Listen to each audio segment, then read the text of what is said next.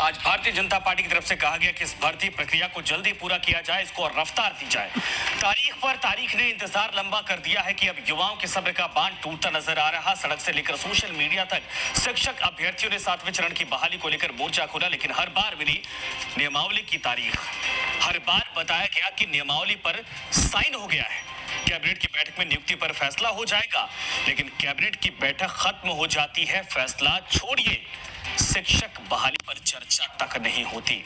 बुधवार को सदन में डिप्टी सीएम तेजस्वी यादव का एक बड़ा बयान आता है।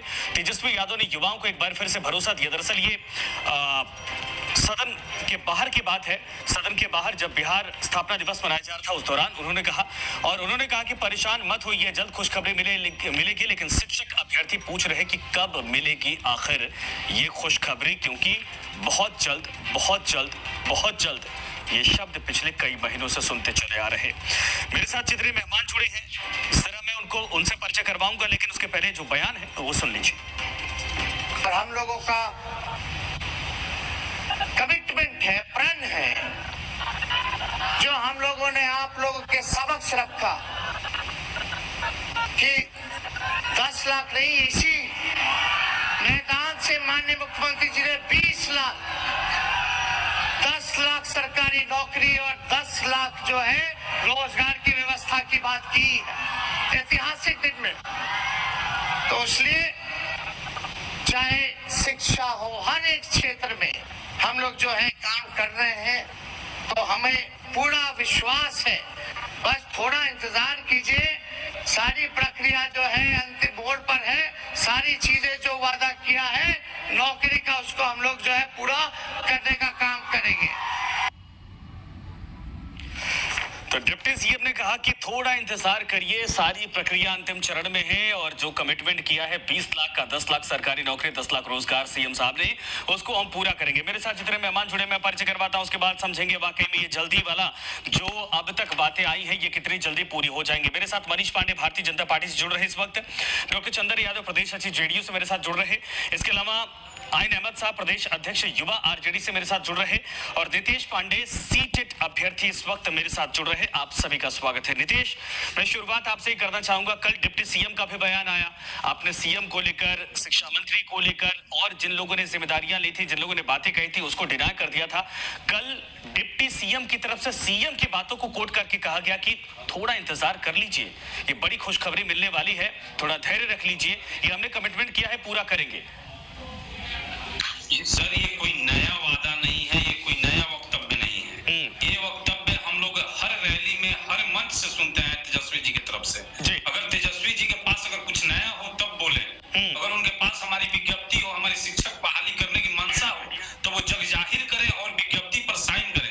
ये तो जिस दिन उप मुख्यमंत्री बने थे, उसी समय जब 15 अगस्त को बोले थे, उसके बाद अन्य सभाओं में, रैलियों में, यानी कि चुनावी मंच तक से इन्होंने कहा है कि आपका हम थोड़ा सा इंतजार कीजिए। तो थोड़ा सा तो हम इंतजार कर रहे हैं, अब कब तक इंतजार करें? मतलब हम लोग का समय सीमा कोई तय नहीं है, सिर्फ इंतजार करें।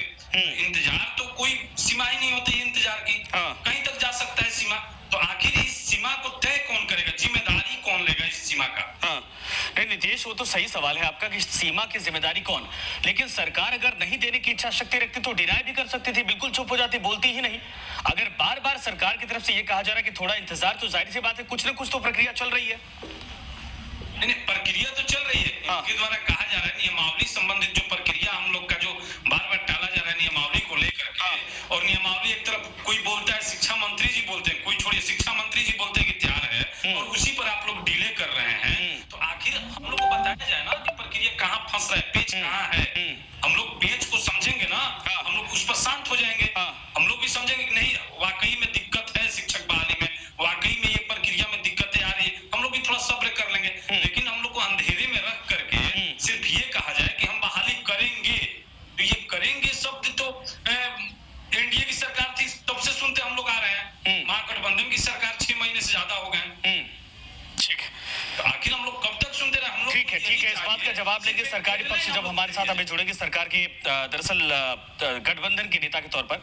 मनीष पांडे जी, मैं आपके पास आ रहा हूँ, जरा ये बताइए, बीजेपी की तरफ से कहा गया कि शिक्षक भर्ती की प्रक्रिया को और रफ्तार दी जाए, और कुछ लोग कह रहे हैं कि सरकार जब खुद करने की नीयत से आगे बढ़ रही है, बीजेपी रफ्तार का नाम लेकर उस क्रेडिट को अपने हिस्से में भी लेना चाहती है। अरे भाई, इसमें क्रेडिट की बात ही कहाँ है संजय? भाई मैं तो यह कहता हूँ, मैंने तो शुरू से पहले दिन से ये बातें कही कि भाई आप विज्ञप्ति तो जारी कर दो, तो विज्ञप्ति जारी करने की जगह ये लोग नियमावली का हवाला देने लगे कि अब नियमावली करेंगे। इस मंत्रिमंडल की बैठक में हो जाएगा, इस मंत्रिमंडल की बैठक में हो जाएगा, और ये लगातार आप अगर पूरा घटनाक्रम देखेंगे, अगस्त से लेकर अभी तक लगभग 8 महीने हो गए, 9वां महीना पूरा हो रहा है। और मैं तो कहता हूँ संजय जी कि देखिए, ये जो प्रसव काल होता है वो भी 9 महीने का होता है। इस सरकार को लगभग 9 महीना पूरा होने को है। इसमें तो एक मानव की सृष्टि हो जाती है, और इस सरकार ने नियमावली भी अभी तक पूरा नहीं की। दूसरा चीज है, बजट में जो एलोकेशन आना चाहिए था, अतिरिक्त